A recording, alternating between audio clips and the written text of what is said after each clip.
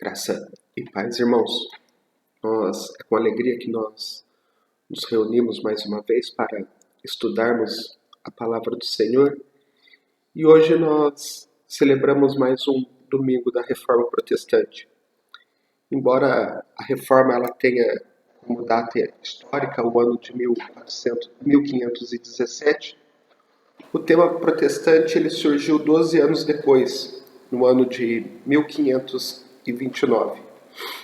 E então nós vamos conversar um pouco nesse estudo a respeito da Reforma Protestante. Mas antes de nós iniciarmos o nosso momento de estudo, eu convido você para entrarmos na presença do Senhor. Vamos juntos orarmos, colocarmos a nossa vida diante do Senhor. Feche seus olhos. Pai Santo, querido Deus, nós te agradecemos, ó Pai, por mais uma vez podermos estar reunidos para estudar a sua palavra. Venha falar aos nossos corações, ó Pai. Venha de encontro com aquilo que nós precisamos ouvir, fala aos nossos corações. Te agradecemos por cada irmão, por cada família que se reúne para estudar e meditar a sua palavra. Nós te agradecemos em nome de Cristo Jesus. Amém. Glória a Deus. Irmãos, como nós conversamos, hoje nós celebramos mais um aniversário da Reforma Protestante. E embora a Reforma Protestante ela tenha como data inicial essa data histórica, o ano de 1517, os protestantes começaram a ser chamados de protestantes, surgiu 12 anos depois, mais precisamente no ano de 1529. Algumas regiões da Alemanha eram governadas por príncipes, por líderes que eram católicos. E estes líderes, então, eles tentaram proibir a reforma. E diante dessa proibição, alguns governantes que eram favoráveis à reforma escreveram uma carta de protesto. A partir dessa carta de protesto, sempre que se referiam às pessoas que eram favoráveis à reforma, eles chamavam então essas pessoas de protestantes. A reforma protestante ela surgiu então, ela não surgiu através de um manifesto. A reforma protestante foi um convite para aqueles que estavam dispostos a reformar a fé, a reformar a própria vida, e sempre fazendo isso à luz da palavra de Deus. Mas esse convite não começou em 1517, não começou 12 anos depois, em 1529. O convite para reformar a nossa fé pode ser vista na atitude, por exemplo, do rei Josias, que à luz da palavra de Deus reformou a forma de cultuar a Deus. O convite para a reforma protestante pode ser visto também nos profetas, como Isaías, Jeremias, Miqueias. Todos os profetas convidaram o povo para reformar a fé,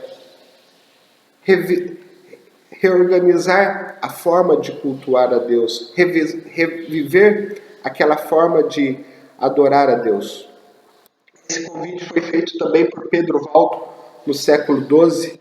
Pedro Valdo abandonou todos os seus bens, toda a sua fortuna para se tornar um pregador da palavra de Deus. Foi Pedro Valdo que deu origem ao movimento que nós conhecemos até hoje, chamado a Igreja dos Valdenses.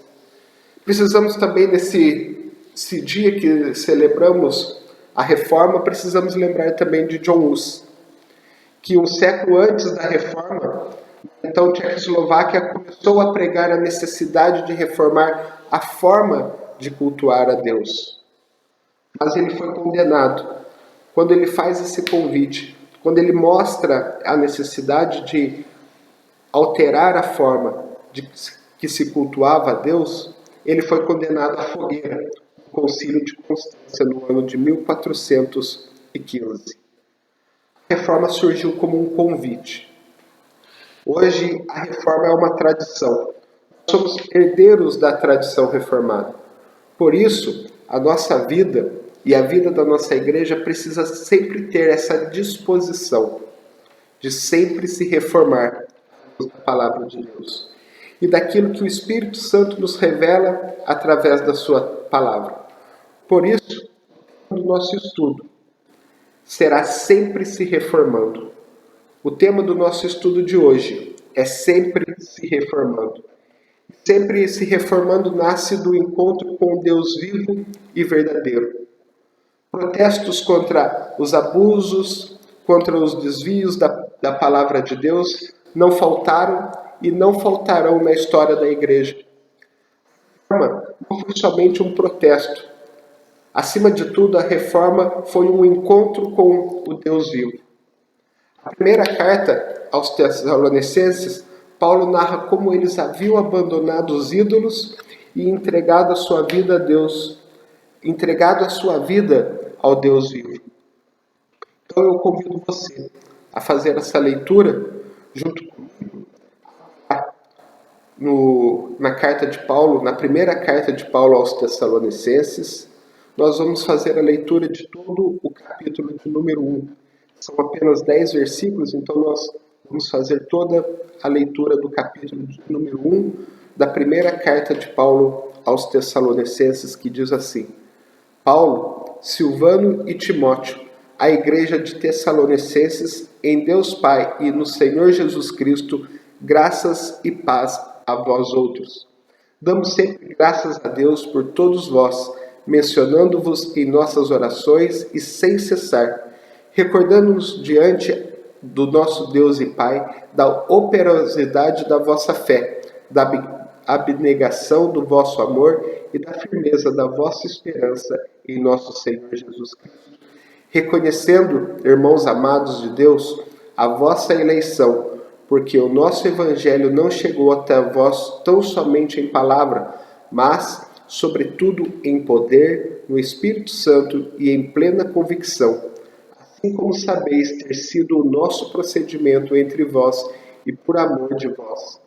Com efeito, vos tornastes imitadores nossos e do nosso Senhor, tendo recebido a palavra, posto que em meio de muita tribulação, com alegria do Espírito Santo, de sorte que vos tornastes um modelo para todos os crentes na Macedônia e na Acaia, porque de vós repercutiu a palavra do Senhor, não só na Macedônia e Acaia, mas também por todas se divulgou a vossa fé para com Deus, e tal ponto de não termos necessidade de acrescentar coisa alguma, pois eles mesmos, no tocante a nós, proclamam que repercussão teve o nosso Evangelho no vosso meio, e como deixando os ídolos, vos convertestes a Deus para servir o Deus vivo e verdadeiro, e para aguardastes dos céus o seu Filho, a quem ele ressuscitou dentre os mortos, Jesus, que nos livra da ira vindoura. Irmãos, comentando a reforma protestante, o teólogo Paul Tillich chamou o período que antecedeu a reforma de idade da ansiedade. Porque havia no coração das pessoas uma ansiedade tão grande que fazia multiplicar as flagelações, fazia multiplicar o culto às relíquias e a compra de indulgências. Todas essas práticas tinham como finalidade responder à questão que estava no coração das pessoas e que gerava uma ansiedade desesperadora. E que questão era essa? Qual é essa questão que vinha gerando ansiedade no coração das pessoas? A questão é: como eu posso obter o perdão de Deus para a minha vida? Irmãos, infelizmente a igreja não respondeu à luz do Evangelho esse anseio do coração das pessoas. A igreja não conseguiu responder esse anseio e essa necessidade de obter o perdão de Deus. E além dela não responder esse anseio, criou uma verdadeira indústria para vender alívios momentâneos e para aliviar a culpa que havia no coração das pessoas. Ao mesmo tempo, ela manipulava as pessoas. Martinho Lutero, o reformador, com toda sinceridade fazia parte dessas pessoas que buscavam encontrar alívio para a sua alma. Por mais que ele se dedicava às práticas que a igreja recomendava, ele não conseguia se sentir perdoado, Martinho não conseguia sentir em seu coração que havia obtido o perdão de Deus. E em determinado momento da sua vida, ele faz um relato a respeito da sua conversão e a respeito do que ele sentia, mesmo com as suas flagelações, mesmo diante de tudo aquilo que ele fazia para obter o perdão de Deus. Veja comigo, neste breve relato, o que ele dizia a respeito dessa ansiedade que havia em seu coração.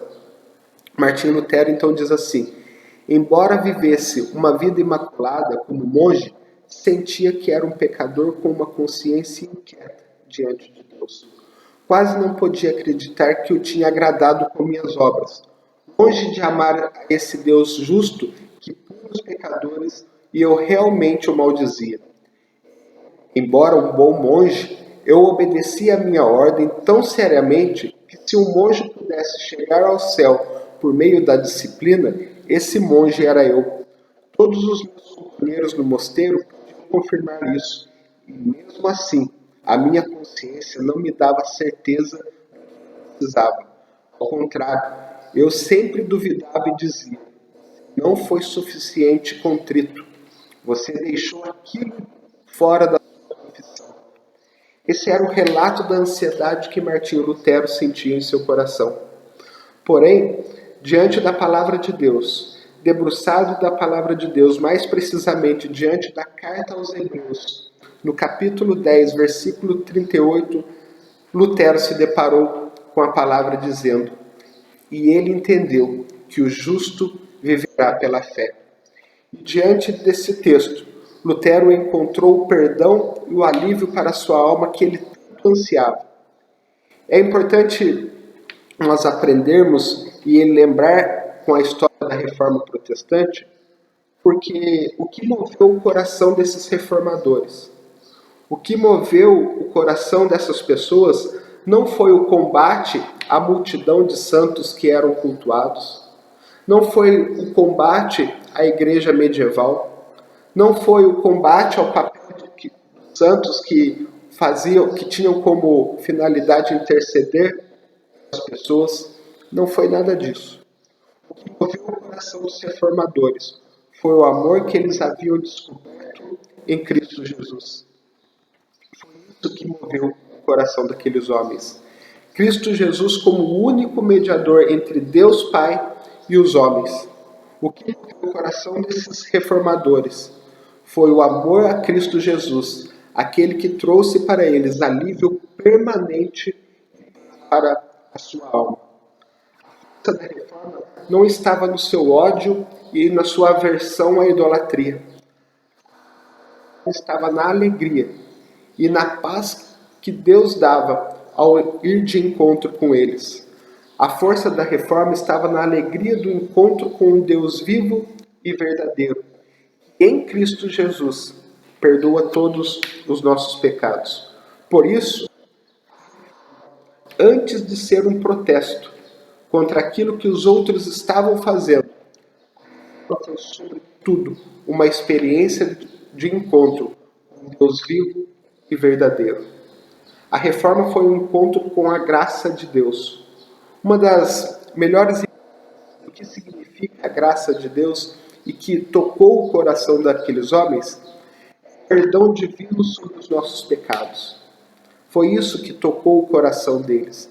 Eles perceberam que bastava a fé e se entregaram o coração diante de Deus, e eles entenderam que os seus pecados estavam perdoados. Comentando a respeito dessa graça de Deus, o autor Philip Yancey, em seu livro Maravilhosa Graça, escreveu o seguinte: imagina que Deus, lá do alto céu, segura cada um de nós por uma corda. Cada um tem uma corda que nos liga a Deus. E nós pecamos, nós cortamos essa corda e nos separamos de Deus. Porém, Deus misericordiosamente, Ele se inclina, amarra novamente essa corda que nós cortamos e nos puxa para mais perto dele. E nós, ao longo da nossa vida, nós pecamos, cortamos novamente essa corda, Deus novamente se inclina, amarra essa corda e nos puxa para próximo dele. E cada vez que nós fazemos isso, a corda vai ficando cada vez menor e nós ficamos cada vez mais próximos de Deus. Isso não quer dizer que nós devemos pecar para estarmos mais próximos de Deus. Esse estudo e essa explicação de Filipe Ansem não tem o objetivo de fazer apologia ao pecado, dizer que nós devemos pecar para estar mais próximos de Deus. Não é isso. Mas Paulo escreveu no capítulo 5 da carta aos Romanos que onde abundou o pecado, superabundou a graça. Paulo não está ensinando, assim como Filipe Ansem não estão ensinando que nós devemos pecar para nos aproximar de Deus. O foco não é esse. O foco não está em nossos pecados. O foco dessa palavra está na grandeza de Deus. Isso significa que cada vez que nós reconhecemos os nossos pecados e nos arrependemos, Deus nos perdoa. E nós podemos entender a grandeza e a misericórdia do amor de Deus. A reforma, antes de ser um protesto contra aquilo que estava sendo feito pelas outras pessoas, a reforma foi um encontro com esta graça maravilhosa que Deus estende no seu povo. Para nós encerrarmos o nosso estudo, a reforma é um convite para reformar a própria vida. E diante da reforma da própria vida, nós podemos reformar a vida da igreja. Esse é o legado mais precioso da reforma protestante. A reforma é um encontro com o Deus vivo e verdadeiro. A reforma é um encontro com a graça divina, a graça que nos restaura, a graça na pessoa de Jesus Cristo, nosso Salvador e nosso Redentor. É essa graça que de modo suave e esperançoso faz com que cada um de nós possamos reformar a nossa vida, possamos reformar a forma como nós nos aproximamos e nos chegamos até Deus. E isso faz com que cada dia mais possamos ser mais parecidos com Cristo. Disse o pastor John Newton, a graça de Deus faz com que nós sejamos cada vez mais parecidos com Cristo. Não sou, assim ele disse, não sou o que devo ser. Não sou o que devo ser. Não sou o que um dia espero ser.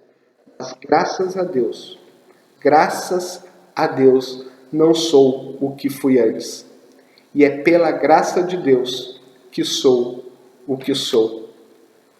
A reforma foi um convite para reformar a nossa vida, reformar a forma como nós nos aproximamos de Deus.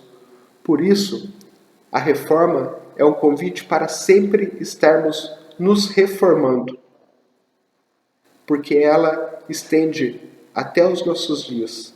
Precisamos sempre estar nos reformando para a honra e para a glória de Deus. Que Deus abençoe a cada um de nós e que ao longo da nossa vida sempre buscamos reformar aquilo que não está certo, aquilo que nos afasta de Deus. Este é o verdadeiro legado, este é o maior legado que a reforma protestante deixou para nós. Olharmos para dentro do nosso coração e à luz da palavra de Deus e sempre se reformar com o único propósito de adorar o Deus vivo e verdadeiro. Que Deus nos abençoe, a Ele toda a honra e toda a glória.